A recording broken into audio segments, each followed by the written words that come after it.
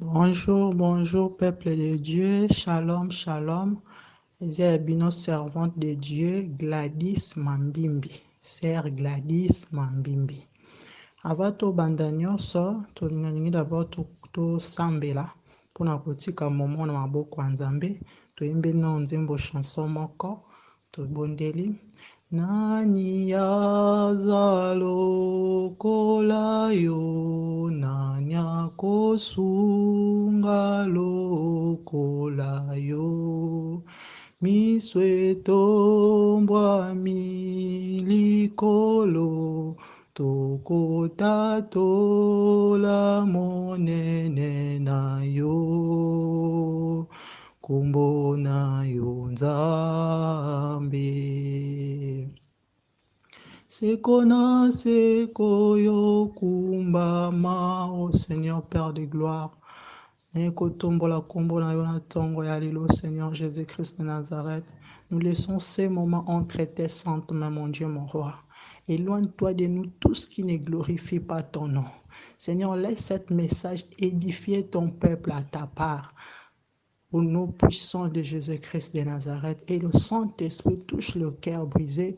On a ainsi prié, on a dit gloire et louange à toi, Seigneur Jésus-Christ de Nazareth. Amen. Peuple de Dieu, zanga servante Gladys Mambimbi, sœur Gladys Mambimbi, et noane eza kombo ba famille ba pesanga, mais kombo nzamba pesanga eza Deborah mafuta soki na passage ya Juge chapitre 4 bokomona Deborah azalaki nani. Nakobanda nanu na un peu na témoignage nanga parce que ba peuple ya Nzambe bakokomituna sœur Gladys comme servante ndenge nini nazopesa ndambo ya témoignage nanga et puis nakopase message au Nzambe Jésus-Christ de Nazareth o aza maître na biso o aza maître nanga o apesi ngai comme message na transféré na peuple na ye mobimba. Nabandi témoignage nanga nabotami na famille païenne. Nabotami vraiment na famille païenne. Papa nanga bande kosambela te, maman nanga pe banda kosambela te. Kobota nanga no ezaki mystérieux parce que nabotama na 9 mois ndenge babetela nga histoire mais na bima prématuré. Et lupango to bande kofutela pe n'époque angwana ezali lupango bato bando kufela bana. Mutu locataire moko fa kufela bana yango pe ezaki époque nga nabotamaka. Mais Nzamba épargnanga ezaki baolalisa nga na berceau oyo banyao kokwea na baberceau nazosalaka bacrise tout ça là. Mais Nzamba épargnaka nga ntina yaki kokola na okoma na l'âge ya 8 ans. Tant nakomi na l'âge ya 8 ans, de fait maman nanga aye okufa. Tant aye okufa ezaki vraiment facilité, ezaki vraiment facilité. Mais Nzambe tellement za Nzambe parce que nga na botamaki nazali lokola première fille. Mais na kokuta 4 garçons avant ngai. Donc, on a le 5e position et moi na mwasi. Et derrière nga aussi, maman botaki moko ya mobali après kokufa kotika biso lokola 5 garçons et une fille. Nazaki comme l'unique fille parmi les garçons. Tobandi kokola tozo demire dans ezaki facile nga nakendaki pa koko na biso abota maman parce que ti lelo avivra kaka nga nakendaki kuna papa patikala na bandeko nanga mibali ayekozwa pe mwasi mususu ka derrière liwa ya défunte maman et puis bayaki suko bota ntango nga nakomi na l'âge ya 11 ans na décidé 11 ans et demi comme ça na décidé donc na belaka boy donc na biso kizongusanga et pas papa parce que papa peut déjà kufa nake ozongsange papa tant que ozongsange kuna papa pourquoi nazobetela bino histoire témoignage nanga parce que ça na makambo mususu par la grâce de Dieu to ko développer kango un jour mais lelo na beta no ka mukie comme ça na olekisa message o Nzamba lobi na loba na peuple na ye ngene ye kokola nazongi ntango nazongi mbala moko nazwi mbasu wana nazwi na bolingo ya Nzambe esalamaki mpe mbasu yango mpe esalenga mabe te mais likolo bebe andosanga bapoto mona bapota baokotisa bameshe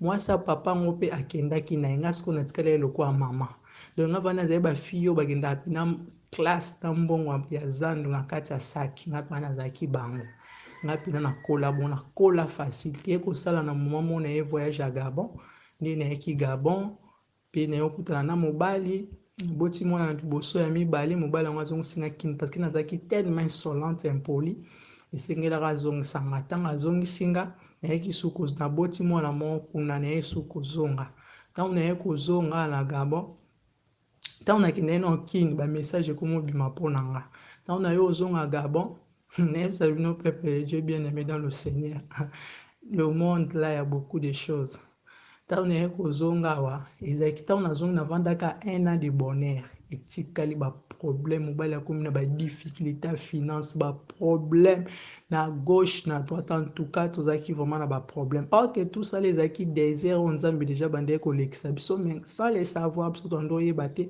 nazalaki nasambelaka mais nayebaki nanga vraiment nazali nanga vana na vie ya bonzambe te mais nakende ya église ti eyokokoma naye kozwa esuzemi ya mwana mosusu ntango naye kozwa zemi ya mwana mosusu ya 3e mwana mobali ye moto ayaki kochange badone ye defe papa na ngai okufa ntango akufi nayebisa bino ezalaki lokola rido nde elongwe liboso elongi na ngai donc voile edéchiré or ke mokolo defe papa na ngai wana akufa kuna na Kinshasa elo namonaka sinema te même mokolo babimisaka corps na ye nayebisa bino na se na bima bazei oyo bo eskize nga mpo na terme oyo mwasi so asangani na mobali bazei abimaka na bimango après kobima babiloko wana Saint-Esprit eya kovisite nga nazwa auto délivrance na ndaku naye koaccepte Jésus-Christ comme Seigneur et Sauveur nakei nazodi baptême natiki oyo nyonso eza mabe nakei nazodi baptême na bimi prophète aye koloba na nga na ndaku ke naza mosali ya nzambe pourtant na ndosamba na église prophétique te ti lelo nakoma odemire na nzambe aye kotinda nga mpe mission moko boye nakendaki epa mokonzi mwa mboka mpo akufa mpona sauve concubine na ye moko akendaki na place nzambe asauvaki concubine na ye na ngolu na ye donc ezalaki yango wana comme briefing ya témoignage na nga yango lelo nakoma mosala ya nzambe atindaka nga bamission mpo apesaka ngai donc naza na bafruit ebele oyo nzambe atia kati na nga atia ngai don ya vision makasi so nzambe alakisaka nga bavision ya makasi bavision vraiment oyo alingi na volonté na ye Jésus-Christ de Nazareth alakisaka nga nzambe autilisaka nga na guérison miracle nzambe autilisaka nga na délivrance yango na ye liboso na bino mpona kopesa bino message oyo totangi nanu passage biblique oyo 1 Corinthiens chapitre 12 verset 9 à autre à la fois par le même esprit et à autres de dons de guérison par le même esprit. Et dans quel sous na 1 Pierre chapitre 4 verset 10 comme de bons dispensateurs de diverses grâces de Dieu que chacun de vous mette au service des autres le don qu'il a reçu.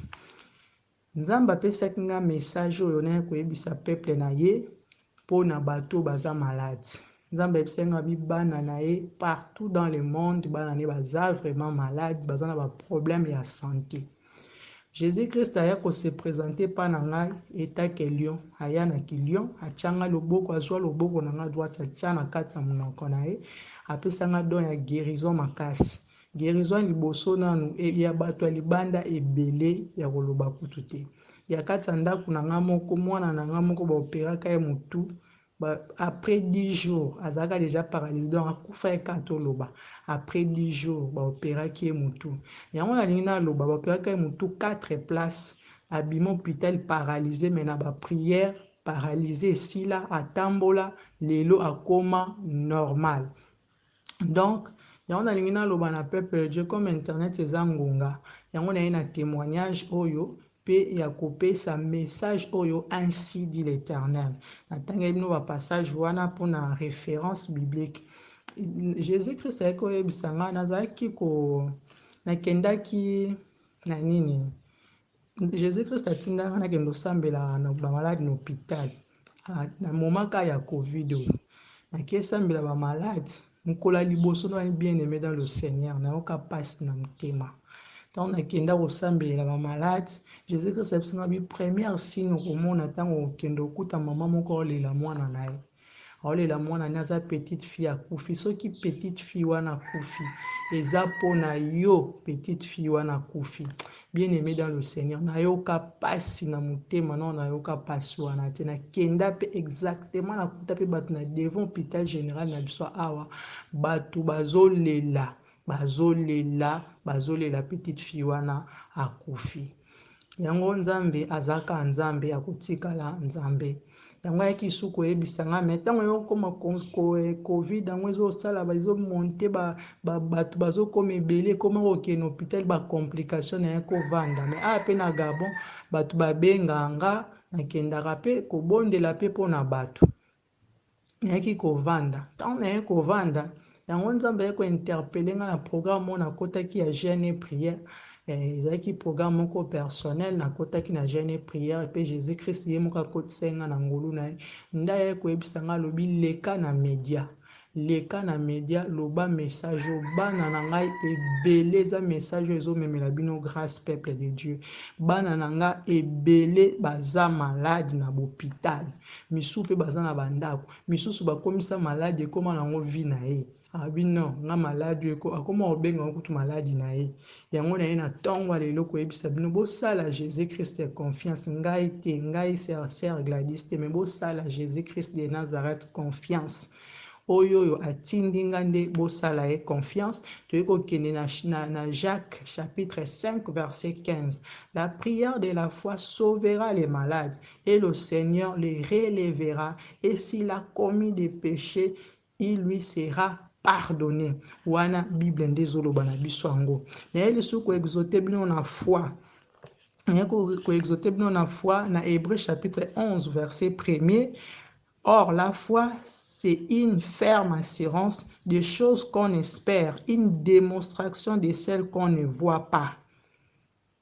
Ozomona donc foi na yo ndi mutu ekosauve yo. Toye koya lisusu na livre ya Actes des Apôtres chapitre 3 verset 6. Alors Pierre lui dit, je n'ai ni l'argent, excusez-moi, ni or, mais ce que je te les donne. Au nom de Jésus-Christ de Nazareth, lève-toi et marche. C'est ça la Bible nous dit. Il faut avoir la foi en Jésus-Christ de Nazareth. Même aux gens maladie, stérilité, problème, il y a délivrance, problème, nangonga oyo zanango oyo comment retrouver en normal nga lelo servante ya Jésus Christ de Nazareth ne koyebisa bino na part ya maître na nga Jésus Christ de Nazareth ke bozala bozwa ngo lisusu normal bo trouver ngo lisusu normal te bo trouver ngo normal te bo telema na prière et puis bo benga ngai nzambe apesi nga Jésus Christ alobi na ngai boye parce que ezala ba maladie musu yo mona ngo ka maladie songolo. Mais spiritualité eza likala mosusu eza caché kati ya maladi wana yo koyeba te. Mais soki to prier na don ya vision o Jésus Christ de Nazareth atia kati na nga servante na ye nde tokodetecte maladi wana eza base ya kwa na opesa bino témoignage mo eza na sere moko même bato bakoma na bamakambo ya koconcevoir ozomona kozobota te omona ka bwemba na modi ko bota bien mwana moko après mabota no ekenda retrouver ngo normal eza normal te ma sœur bien-aimée dans le Seigneur c'est pas normal. Sœur moko boye azaki abota pe mwana moko na yebi epe bien ando trouver ngo pe normal mais na kati ya kobondela nde eka na bondela nzambe ya ko révéler nga lobi bana na ye bakanga bana sœur wana quelque part etake ba prisonnier po ya tikalaka na mwana moko na vie na parce que azaki na ventre moko béni. Botelema bozwa numéro ya servante de Dieu yango wana numéro na nga ekozala affiché na bas de l'écran mais nga mo pe su nazo répéter ngo numéro na nga eza plus 241 062 85 13 75. Wana soki bobengi bokozwa nga moko servante ya Nzambe Sœur Gladys Mambimbi. Par la grâce de Dieu toko partager ebele naza même na école au Jésus-Christ de Nazareth akotisa nga na 2018 akotisa nga eza na makambo ebele na koloba témoignage na nga pe wana na lobi kaka briefing nango kaka moke kaka na sali kaka nini na kaka introduction na kaka ya moke. Témoignage na eza tellement moulaye eza pe édifiant eko aider bana nzambe ebele po témoignage na eza nzambe délivranga na condamnation ya famille, nzambe délivranga premièrement o vraiment nzambe délivranga ezaki ya mari de nous azaki papa biologie na nga moko. Soki bayebisaki ngai yango na prophète moko na ninge na ndimela ete c'est pas facile okufeli mama na l'âge ya 8 ans mais papa wana muta bokola yo ti okoli ezaki facile te, mais nzambe na bolingo na ye asalaki elekela ndenge elekelaki après liwa ya papa naye kodécouvrir yango na ngai moko, nzambe aye kolobela ngai yango mpe akangoli nga na esprit wana mpe atiki nga moko bongo te apesi nga bafongola ebele mpona mabota ebele. Bino monso oyo botangi Juge chapitre 4 bokomona apesi nga fongola ya bamabota ebele mpona kokende kodélivre mpe peuple ya nzambe oyo baza na baproblème. En tout cas, Dieu vous bénisse, Dieu vous bénisse. Au nom puissant de Jésus-Christ de Nazareth, au bandaki na alpha peto sukisi na lokolo omega, j'ai ainsi prié. J'ai dit gloire et louange à toi Seigneur Jésus-Christ de Nazareth. Amen.